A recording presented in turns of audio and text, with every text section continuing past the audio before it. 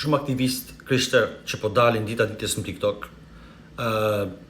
E kam pas ta fat për aktivistët e TikTokut, ndërsa për njerëz të thjeshtë nuk dinë, nuk më falni më boni Allah. Po për çka sot në TikTok? Shumë aktivistë krishterë e sulmojnë Islamin, profetin alayhis salam, ose edhe hadithet ose edhe Kur'anin. Para disa ditësh shoh një djalë domethënë që ka dalë tani në TikTok. Nuk e njoh, nuk jam futur herë sepse sikur e dini un kam heqdor nga TikToku. Nëse flas ndaj fjalë, nëse flas diçka për shembull, kam diçka për të thonë, jam këtu në YouTube. Kush do të ndjeki, shumë faleminderit. Bëni subscribe për tilla video ose për tilla përgjigje.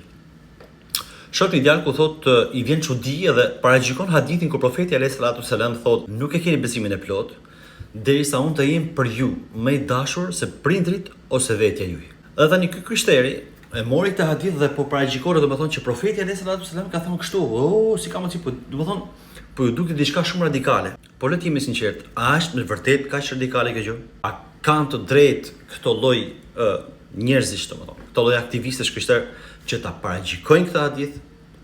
A kanë të dije këto në librin e tyre, ose për shembull çfarë thotë Ungjilli ose Bibla për të tilla tema? A kanë lexuar këto për shembull këtë Biblën e vet ose Ungjillin e vet, çfarë thotë ajo për këtë temë? Nëse shikojmë në Ungjill për të tillë temë, Jezusi është shumë më i ashpër në këtë lloj fushë, në këtë lloj teme, ndaj dashurisë, ndaj Zotit edhe të dërgumit të tij. Nëse se e hapim Ungjillin tek Luka 14 verseti 26, a dini çfarë thotë Jezusi? Jezusi thotë: nëse dikush vjen te unë dhe nuk e urren babain, nuk e urren nënën, gruan, fëmijët, madje edhe jetën e tij, nuk është i denjë për mua. Profeti alayhis salam thotë, nëse nuk më don mua më shumë se vetën, ndërsa Jezusi këtu më te pasa sot, në rast se nuk e urren nënën, babain. Tani, kush ka drejt të paragjikoj ose kush është më radikal? Profeti alayhis salam apo Jezusi në tillë temë?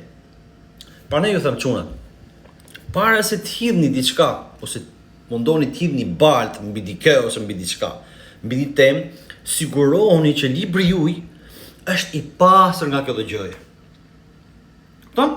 Ose libri juaj nuk ka diçka të ngjashme në shumicën e temave sot që flitet për Islamin, që misionarët krishterë përpiqen të bëjnë, janë të njëjta gjëra që kanë në librin e tyre, në librin e tyre Biles. Në librin e tyre është ndoshta shumë më ashpër ose shumë më radikale se sa e ka thënë profeti ose sa e ka thënë Allahu në librin e tij. Assalamu alaikum wa rahmatullahi ta'ala wa barakatuh.